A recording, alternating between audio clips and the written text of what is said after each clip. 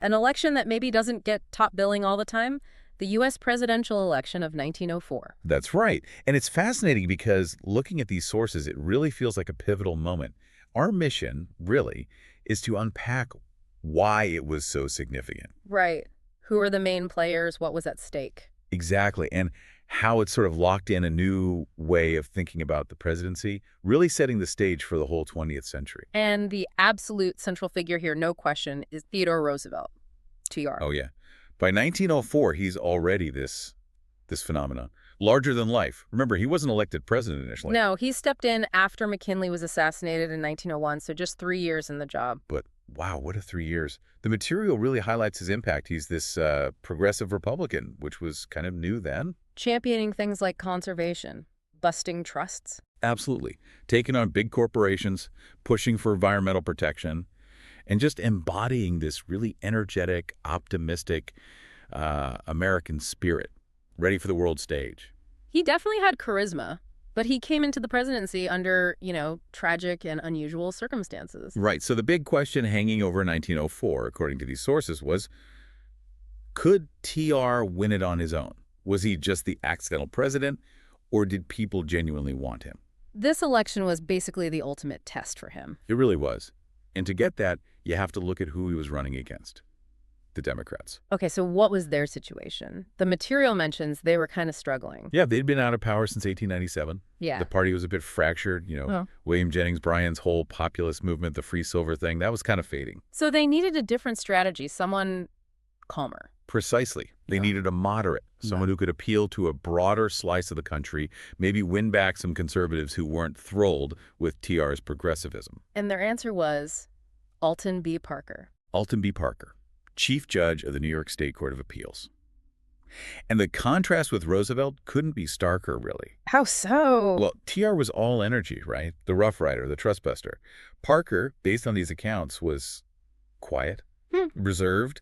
Some sources even call him notoriously dull. Oh, yeah. He was a conservative Democrat, a gold Democrat, meaning he was against Bryan's silver policy, very much part of the party's old guard. So the thinking was people might want to break from TR's, let's say, exuberance. They'd go for the steady judge. That seems to have been the hope. A safe pair of hands, calm legal background versus the perceived impulsiveness of Roosevelt, the anti-TR, basically. And this difference just played out massively in how they actually campaigned, didn't it? Oh, completely. It really shows this shift happening in American politics. TR basically threw out the old playbook. This is where he really leans into being a showman, the stump speech tour. Yeah, which was still relatively new for a sitting president. He didn't just sit in the White House. He went out there, traveled all over, gave these incredibly dynamic speeches, shook thousands of hands, connected directly with voters. Using the presidency itself as a platform. Exactly what he called the bully pulpit.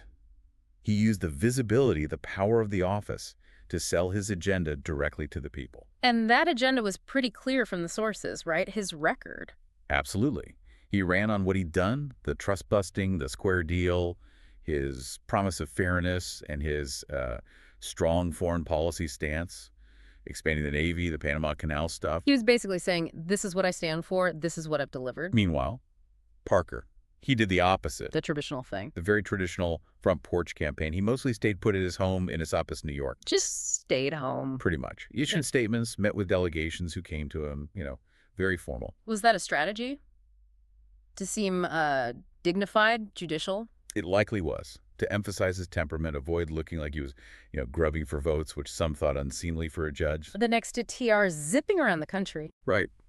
The material suggests it made him look detached, static, less dynamic, certainly. He just wasn't grabbing headlines the way Roosevelt was. Okay, so besides the personalities, what were the big issues driving things? Trust busting was clearly huge. Massive. TR positioned himself as the guy protecting the little guy from monopolies. Then you had labor rights, regulating railroads, and conservation was really starting to emerge. TR's National Parks and Forests Initiative. Yes, and that resonated.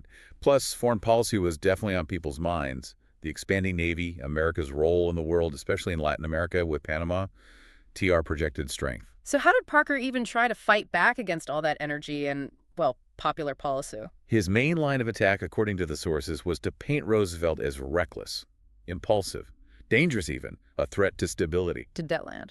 not really. And then Parker made this big accusation later in the campaign. What was that? He accused TR's campaign of taking illegal contributions from big corporations. Okay, that sounds serious. Did it work? It seems to have backfired, actually. The sources say Roosevelt just flat out challenged him publicly to prove it. And Parker couldn't.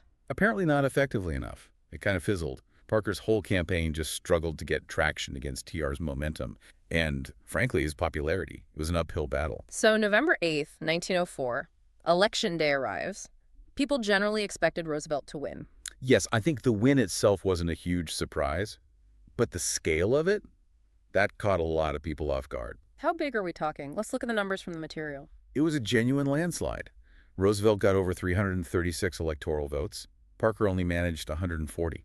Wow. And geographically? TR carried every single state outside the solid Democratic South. And he even made gains in some states that usually went Democrat. That's dominant. What about the popular vote? The sources note it was the biggest popular vote majority since Ulysses S. Grant, way back in 1872. That tells you something. Widespread support. So this quiet landslide, as we Yeah. called it. What's the big takeaway? Why does this election matter so much in hindsight? Well, first, the material makes it clear. This election cemented the idea of the modern presidency. Meaning the president as an active campaigner, directly appealing to the people. Exactly. That model, where the president is this highly visible agenda-setting leader who takes their case straight to the public, TR really solidified that in 1904. The aloof, behind-the-scenes president was becoming a thing of the past. And it was a huge win for his progressive policies too, wasn't it? Absolutely. It proved that things like regulating big business, protecting natural resources, the whole square deal idea, this wasn't just TR's pet project. It had broad public backing. It was mainstream. What about the Democrats? What did it mean for them? It was a clear message that Parker's conservative, old-school approach had failed pretty spectacularly. This defeat, the sources suggest, actually helped clear the way for progressives within the Democratic Party to gain more influence. Paving the way for people like Woodrow Wilson later on. You could definitely draw that line. It Cool. forced the party to rethink its direction. And for Roosevelt himself, this must have been huge personally. Oh, incredibly. Remember the accidental president tag? Winning in his own right and winning so big was immense validation. He finally had his own mandate. Completely. The sources say he called it the most important day of my life. It erased any doubt about his legitimacy and really emboldened him. So he felt free to push his agenda even harder in his second term. Definitely. He had the wind in his sails. Which leads to that interesting little detail from election night. Yes, the promise. His public declaration that he would absolutely not seek a third term in 1908. A promise he famously revisited. Yes, indeed. Leading to the Bull Moose Run in 1912. Maybe a bit of premature certainty, fueled by the landslide win. So, wrapping up our deep dive into this material, 1904. Maybe not the flashiest election ever, but fundamentally important. Absolutely crucial.